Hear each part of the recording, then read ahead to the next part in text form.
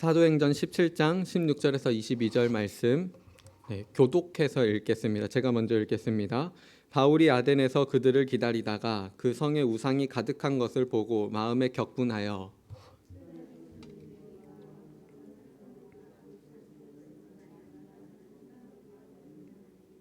어떤 에피쿠로스와 스토아 철학자들도 바울과 쟁론할세 어떤 사람은 이르되 이 말쟁이가 무슨 말을 하고자 하느냐 하고 어떤 사람은 이르되 이방신들을 전하는 사람인가 보다 하니 이는 바울이 예수와 부활을 전하기 때문이러라.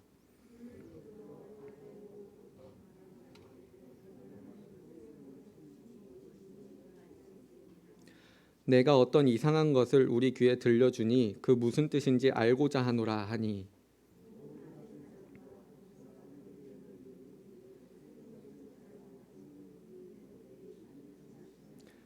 같이 읽겠습니다.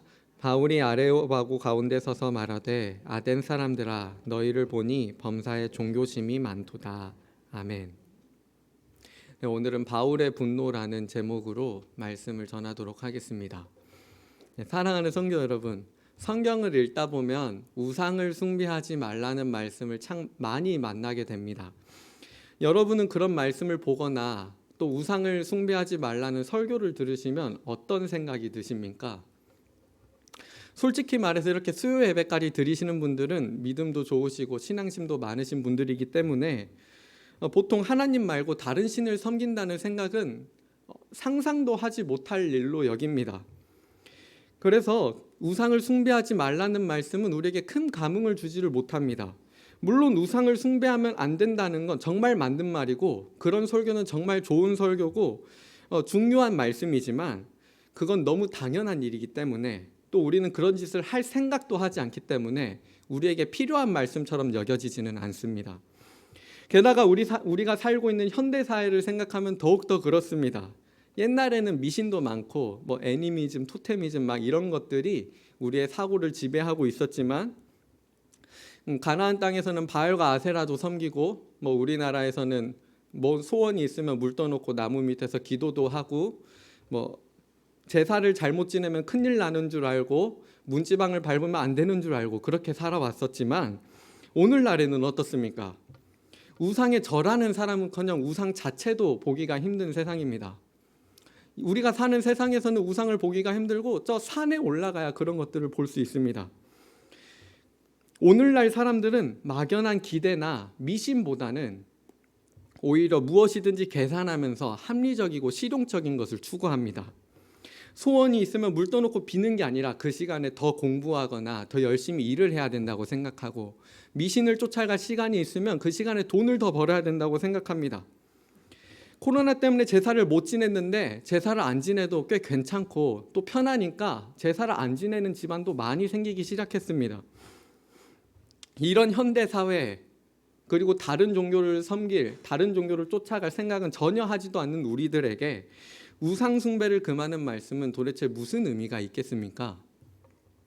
제가 먼저 이런 질문들을 던지면서 오늘 말씀을 시작하는 이유는 우상 숭배라는 주제가 나오면 그건 우리와 별로 상관없는 일이라고 생각하는 분들이 많이 계시기 때문입니다. 그런데 그러면 말씀도 잘 안 들리게 되고 이 문제를 가지고 진지하게 고민도 덜 하게 됩니다. 사랑하는 성도 여러분, 그러면 여러분은 어떤 게 우상 숭배라고 생각하십니까? 무언가 동물이나 사람 같은 형상을 만들어 놓고 그것들에게 절하는 게 우상 숭배라고 생각하십니까? 아니면 더 나아가서 하나님이 아닌 다른 것들을 하나님보다 더 사랑하는 것, 그런 모든 행위들을 우상 숭배라고 생각하십니까?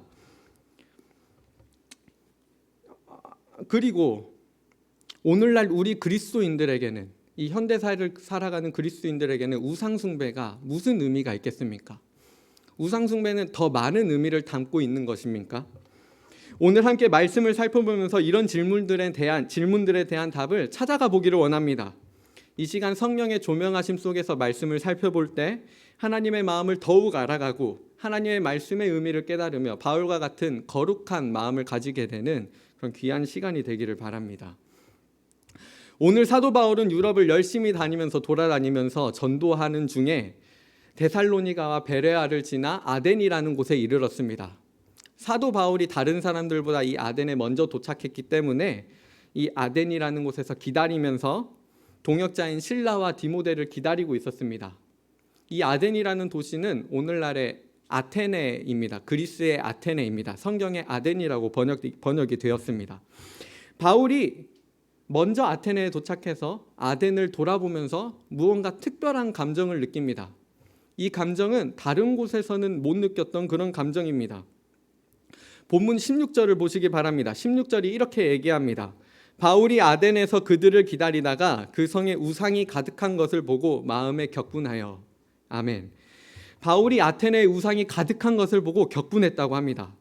그냥 화가 나거나 짜증난 게 아니라 격분했습니다. 상당히 강한 표현입니다. 바울이 왜 이런 감정을 느꼈습니까? 그 이유는 말씀을 조금 더 살펴보고 나서 이따가 생각해 보도록 하겠습니다. 바울이 격분하고 나서 아덴에서의 사역을 시작합니다. 바울이 두 장소에 가서 변론하기 시작하는데 회당과 시장에서 변론하기 시작합니다.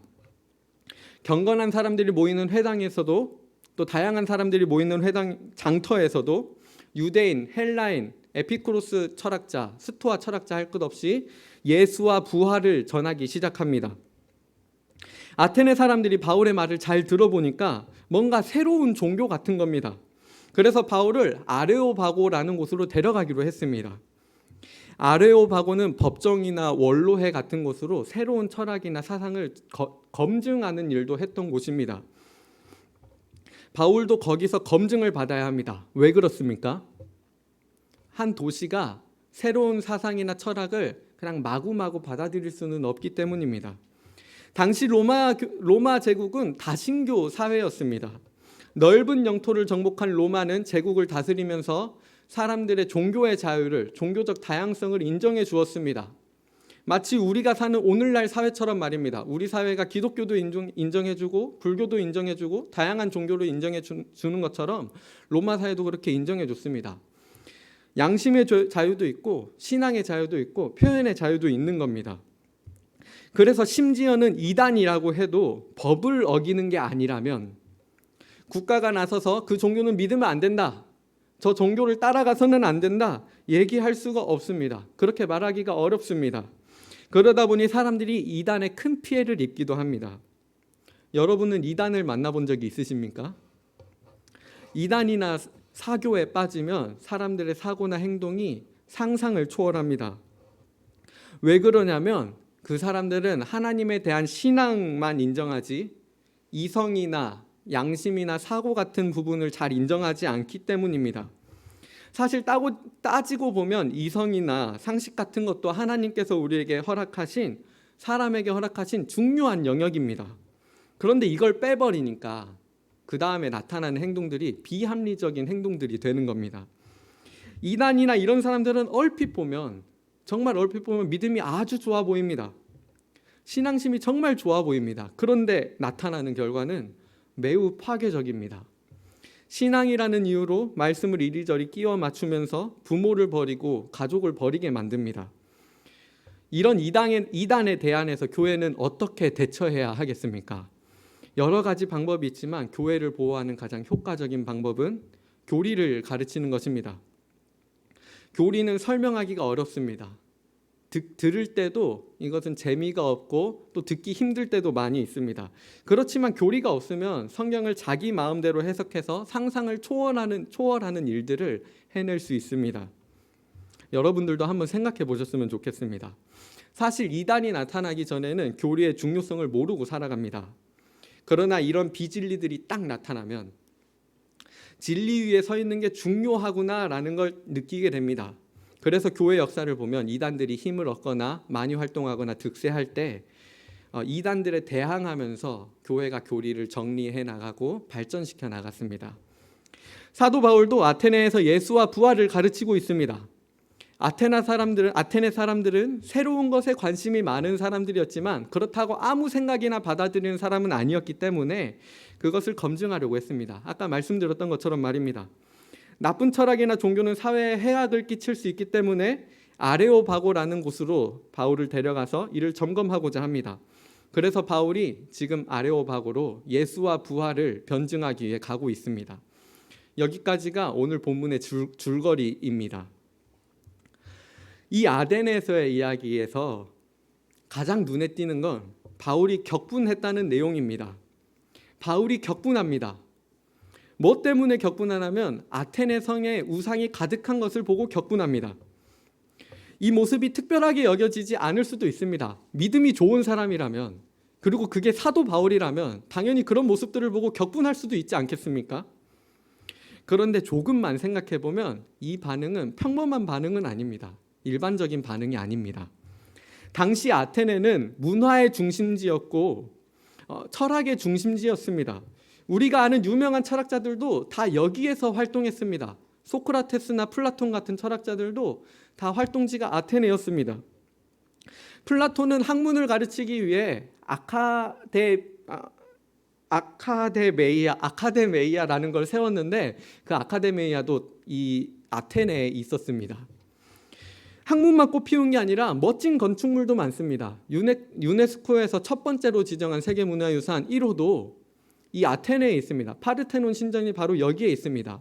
유네스코의 기호, 심볼도 이 파르테논 신전의 모양을 본뜬 겁니다. 멋진 조각이나 예술품도 많습니다. 금이나 은이나 돌을 다스리는 기술도 그래서 발달했습니다. 그러니까 이 도시가 얼마나 멋진 도시였겠습니까? 사람의 위대함을 나타내는 도시, 문화의 찬란함을 드러내는 도시. 그러니까 격분을 일으키는 도시가 아니라 감탄을 자아내는 도시가 아테네입니다. 아테네에 도착하며 내가 드디어 이 멋진 도시에 와보는구나, 아테네에 와보는구나, 이런 생각을 품는 게 당연해 보입니다. 아테네를 둘러보면서 찬란한 문화와 예술과 학문에 감탄해야 될 것 같습니다. 그런데 바울이 아테네를 둘러보면서 격분했다? 그러면 이거는 평범한 반응은 아닌 겁니다. 그러면 바울이 왜 격분하고 있습니까? 그 성에 우상이 가득한 것을 보고 격분하는 바울은 다른 신들과 다른 종교의 사람들을 다 빼앗겨 버렸다고 분노하고 있는 게 아닙니다. 우상을 섬기는 사람들을 정죄하는 마음으로, 그들을 미워하는 마음으로 분노하거나 화내는 것도 아닙니다. 바울이 격분하는 이유는 바울이 아테네에서 하는 설교 속에서 드러납니다. 바로 천지의 주제이신 하나님을 땅의 것으로 바꿔버리는 어리석음이 바울을 화나게 하고 있습니다. 그리고 또 존귀한 피조물인 사람이 돌덩이나 나무 같은 것들로 만든 하찮은 것들에 절하고 있는 모습을 보면서, 그것들을 섬기고 있는 모습을 보면서 그런 비극적인 모습이 바울을 격분하게 했습니다. 이보다 역설적인 일이 어디 있습니까? 아테네는 사람의 찬란함을, 사람의 위대함을 보여주는 도시 아닙니까? 그런데 그런 사람의 위대함을 보여주는 도시 속에서 사람이 아무것도 아닌 것에 절하고 그것을 두려워하면서 떨면서 섬기고 있는 모습을 보면서 그것이 가장 어리석은 일임을 깨달으면서 바울이 분노하고 있는 것입니다. 사랑하는 성도 여러분, 우상이 정말로 존재하는 것입니까? 그것이 정말로 존재하는 신입니까? 우상은 정말 아무것도 아닙니다. 우상은 없는 신이고 헛개비입니다. 그것은 아무 능력도 없습니다. 그것은 귀도 없어서 우리가 아무리 기도해도 우리의 말을 들어줄 수도 없습니다. 입도 없어서 우리를 가르치거나 우리의 삶을 지도할 수도 없습니다. 그것은 손도 없어서 우리를 위해서 일할 수도 없습니다. 그건 그냥 생명 없는 돌덩이나 나무나 금붙이에 불과합니다. 반면에 사람은 어떻습니까? 사람은 하나님께서 지으신 피조물들의 정점에 있는 존재입니다. 창조의 정점에서 하나님께서 하나님의 형상을 가진 존재로 사람을 창조하셨습니다. 천사도 그런 점에서는 사람보다 낫지 못합니다. 그건 하나님께서 사람에게만 주신 특권이고 영광이고 존귀입니다. 천사도 하나님의 형상을 가지지는 못했습니다. 사도 바울이 설교하는 것처럼 사람은 하나님을 힘입어 살고 있는 하나님의 소생입니다. 그런데 이런 사람이 아무것도 아닌 헛된 것을 만들어내고 그 아무것도 아닌 것에 절하고 섬기면서 두려워하고 있으니까 바울이 격분하는 겁니다. 하나님의 소생인 사람이 아무것도 아닌 피조물에게 무릎 꿇고 있구나, 그렇게 인생을 낭비하고 있구나. 여러분은 이 바울의 격분이 이해가 되십니까? 그런데 이 격분은 바울만 가지고 있는 것이 아닙니다. 신명기 말씀을 보시기 바랍니다. 신명기 9장 18절과 19절에 보면 모세가 과거를 돌아보면서 설교하는데 하나님이 경노하신다, 하나님이 분노하신다라는 표현을 사용하고 있습니다. 여기서 하나님이 경노하신다는 표현은 바울이 격분했다고 할 때 그 격분과 똑같은 단어입니다. 헬라어로 번역하면 똑같은 단어입니다. 하나님께서 격분하셨습니다. 하나님이 얼마나 격분하셨는지 모세가 두려워서 40일 동안을 음식을 먹지도 마시지도 않고 하나님 앞에 엎드렸다고 합니다. 그러면 하나님이 왜 그렇게 격분하셨습니까? 이때 모세가 회상하고 있는 사건은 이스라엘 백성들이 금송아지를 만들었던 사건입니다. 사랑하는 이스라엘 백성들이 금송아지를 만들어서 거기에 절하고 그걸 섬겼기 때문에 하나님께서 격분하셨습니다. 하나님께서 이 백성들을 얼마나 아끼셨습니까? 그들을 위해서 많은 기적을 베푸셔서 애굽에서 이끌어내셨습니다. 애굽에 재앙을 내리고 심판하시는 와중에도 이스라엘 백성들을 보호하시고 홍해를 열어서 이스라엘 백성들을 이끌어 오셨습니다. 그리고 광야에서 그 긴 시간 동안 이스라엘 백성들을 먹이고 입히고 재우시면서 지금까지 이끌어 오셨습니다. 그런데 이렇게 사랑했던 하나님의 백성들이 망가지는 모습을 보니까 하나님 마음도 망가지시는 겁니다. 백성들이 우상을 섬기는 모습을 보니까 하나님도 속상하신 겁니다. 아무 생명도 없는 것에 절하고 있는 모습에 격분하십니다. 우상에는 인생을 쏟을 가치가 없습니다. 그것을 두려워하고 섬기고 물질을 갖다 바칠 필요도, 자기 인생을 갖다 바칠 필요도 없습니다. 우상은 자기 스스로도 보호하지 못하고 우리를 보호해 줄 수도 없는 그런 것들입니다. 그런데 이런 우상의 백성들이 매달려서 자기 인생을 다 쏟아버리고 있단 말입니다.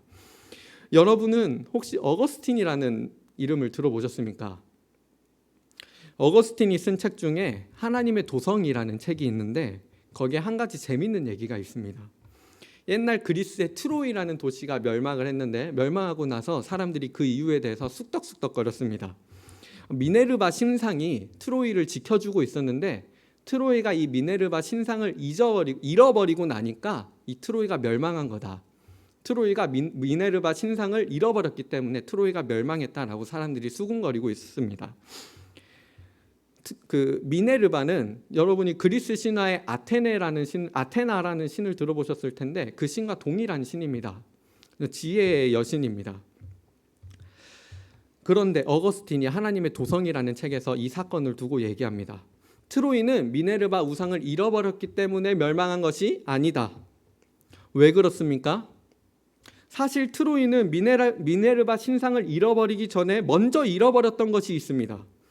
바로 미네르바를 지키던 호위병들입니다. 분명하게도 미네르바를 지키던 호위병들이 잃어버려지고 나서 살해당하고 나서야 미네르바 신상은 잃어버려질 수 있었습니다.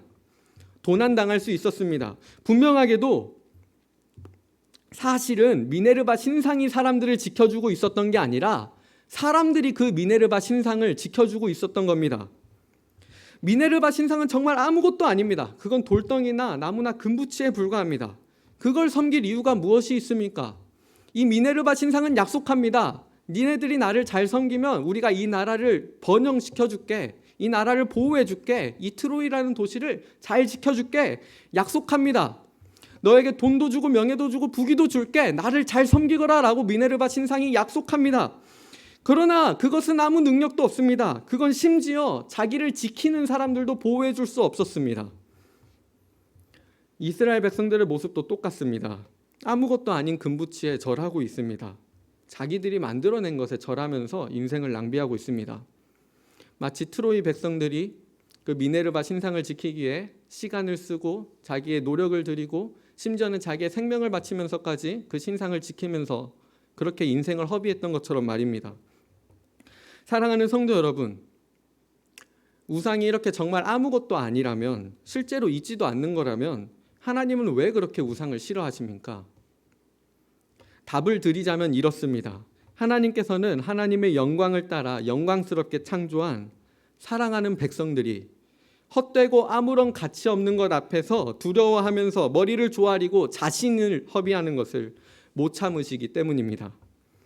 우상은 자기를 섬기는 것에 구원을 주지 못합니다. 생명도 주지 못합니다. 우상이 약속하는 것은 기껏해야 세상에 있는 어떤 탐욕과 헛된 욕심을 채우는 것뿐입니다. 그러니까 우상을 섬기는 일은 하나님을 주시는 것으로 나를 채우는 것이 아니라 세상이 약속하는 것들로 나를 채워가는 일입니다. 이게 바로 우상 숭배입니다. 죄를 짓는 것을 보십시오. 죄가 무엇입니까? 하나님께서 말씀하시는 의와 거룩과 진리의 수준에 이르지 못하는 것이 죄입니다. 그런데 이 우상은 하나님의 백성들이 하나님께서 원하시는 그런 것들을 바라보지 못하게 만들고 이 땅의 것들만 바라보도록 우리를 주저앉혀 버립니다. 우상을 섬기는 사람들이 뭘 구하는지 보십시오. 점을 치러 간 사람들이, 또 우상에 가서 섬기는 사람들이 구슬하면서 어떻게 하면 명문대에 합격할 수 있을까요? 어떻게 하면 멋진 배우자를 만날 수 있을까요? 어떻게 하면 대박이 날 수 있을까요? 구하지. 어떻게 하면 배우자를 사랑할 수 있을까요? 어떻게 하면 하나님께서 기뻐하시는 거룩을 배울 수 있을까요? 이런 것들을 구하지 않습니다. 하나님의 백성이라면 이 땅에 살면서 하나님께서 기뻐하시는 거룩과 의와 진리로 나아가야 하는데, 성도들이 하나님이 아닌 우상이 약속하는 것들을 사랑하게 만드는 게 바로 우상입니다. 저는 다른 종교 믿지 않습니다. 이게 우상 숭배인 게 아니고 우리가 우상이 줄 수 있는 것만 구하면서 사는 게 우상 숭배입니다. 그래서 사도 바울은 골로새서 3장 5절에서 이렇게 얘기합니다. 그러므로 땅에 있는 지체를 죽이라. 곧 음란과 부정과 사욕과 악한 정욕과 탐심이니 탐심은 곧 우상 숭배니라. 아멘. 하나님께서는 오늘날 우리들을 보면서도 같은 마음을 품고 계십니다. 하나님께서 우리를 향해서 어떤 사랑을 보여주셨습니까? 우리를 구원하시기에 자기 아들까지 주셨습니다. 자기 아들과 함께 모든 것을 주셨습니다.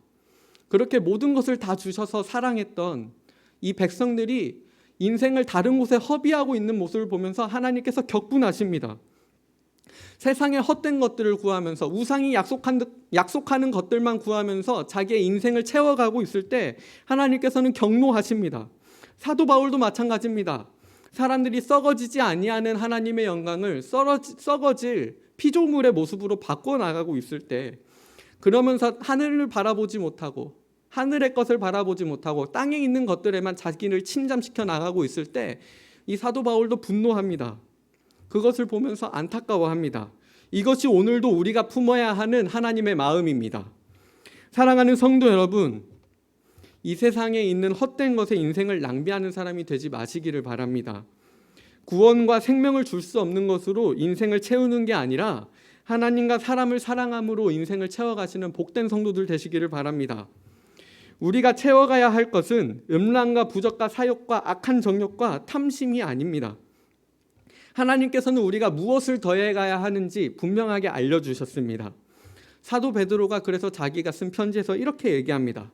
그러므로 너희는 더욱 힘써 너희 믿음의 덕의 지식을, 지식의 절제를, 절제의 인내를, 인내의 경건을, 경건의 형제 우애를, 형제 우애의 사랑을 더하라 라고 말씀하고 있습니다. 하나님의 신성한 성품에 참여하고 세상에 썩어질 것들에서 벗어나라고 얘기하고 있습니다. 이런 것들이 우리 인생에 더해가야 하는 것들입니다. 이런 것들이 아니라 헛된 것으로만 우리 인생을 채워가고 있다면, 그런 모습을 보면 우리는 바울처럼 격분해야 합니다. 여전히 세상은 우리의 소망과 우리의 욕심을 하나님을 바라보는 게 아니라 이 땅을 향하도록 우리를 붙잡을 것입니다. 그게 우상의 역할입니다. 그러나 눈을 들어 하늘을 보면 우리를 내버려 두지 않으시고 우리가 세상에서 썩어질 것을 피하여 신성한 성품에 참여하는 자가 되도록 이끌고 계시는 하나님을 발견하게 될 것입니다. 오늘도 내일도 인생길을 걸어가면서 이런 은혜를 누리며 우상을 숭배하는 것이 아니라 하나님을 사랑하고 헛된 것이 아니라 하나님께서 기뻐하시는 것들로 우리 인생을 채워나가는 저와 여러분이 되기를 진심으로 바랍니다.